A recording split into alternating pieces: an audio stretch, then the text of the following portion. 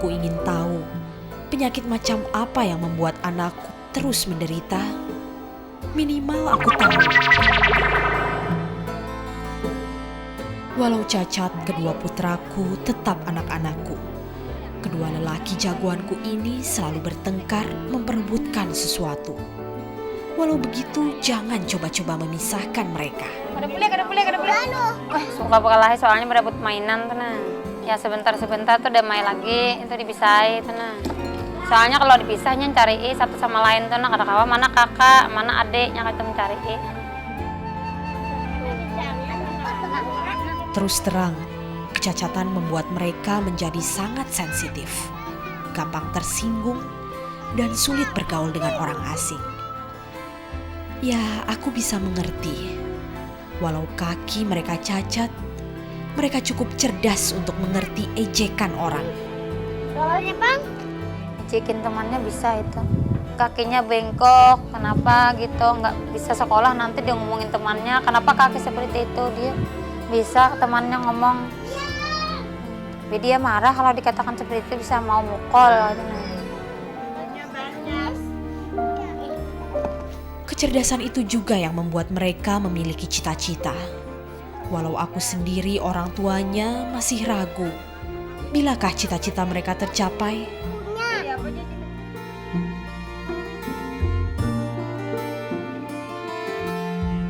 Mak mau sekolah sama Lokman tuh mak, biar ramai sama kawan-kawannya tuh nah, bermainan anak sekolah. Bila Kaina umur 5 tahun dia nangis, kenapa enggak sekarang saja, jadinya katanya gitu. Kalau orang bang itu dia suka salat itu, mano sajadah itu nah. Tapi kenapa mak kaki saya nggak bisa seperti orang yang jungging itu salat? Soalnya nggak bisa ditekuk. Sering sekali dia menanyakan, ya dia mengeluh kenapa nggak bisa seperti yang lainnya.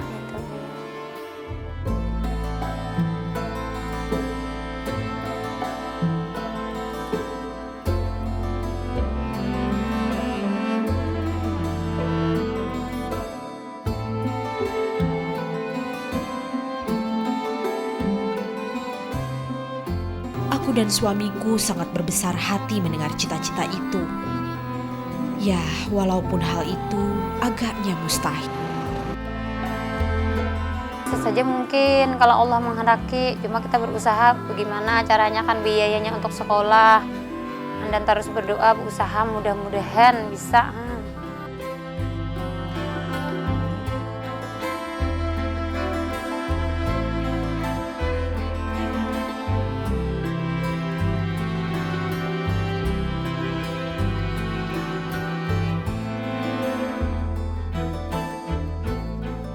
Pernah kami coba untuk membawa Ipit dan Putra ke sebuah TK. Ternyata Ipit dan Putra malah ketakutan hingga menangis. Saat itulah aku tersadar, anak-anakku takut pada keramaian. Sepertinya Ipit dan Putra tahu pasti mereka akan menjadi tontonan.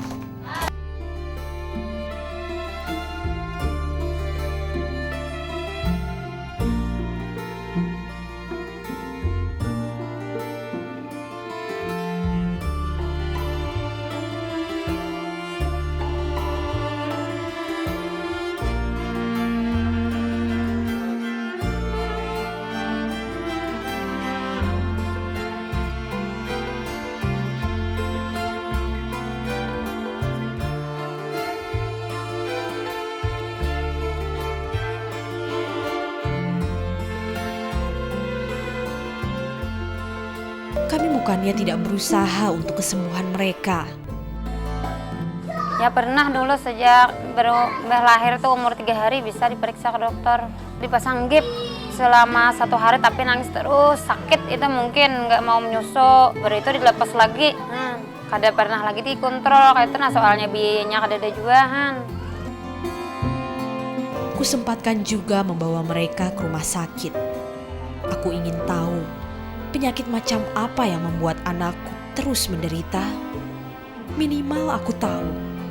Ini sebenarnya penyakit yang diturunkan ya. Jadi kelenturan daripada seluruh sendi-sendi yang kita sebut sebagai dislokasi sendi lutut ke arah depan. Bahasa kedokterannya disebut anterior dislok. Kalau misalnya anak ini pada awalnya baru lahir kita temukan, kita bisa lakukan serial gips ya. Jadi kita lakukan gips setiap minggu, posisinya kita lipat ke belakang dan biasanya keberhasilannya cukup baik. Setitik harapan terbit kala dokter mengutarakan mengenai kemungkinan keringanan biaya untuk kedua anakku. Kalau biaya asal dia melengkapi keterangan tidak mampu, maka rumah sakit akan mengcover biaya ini. Jadi kita punya dana untuk pasien terlantar, sedangkan untuk keluarga miskin tentunya dia harus terdaftar dulu di Askes. Kalau dia tidak terdaftar, maka dia akan termasuk kepada pasien yang terlantar. Aku sebenarnya sudah memiliki semua surat keterangan itu. Semoga ucapan dokter itu benar adanya, agar anakku bisa mendapat perawatan yang sesuai.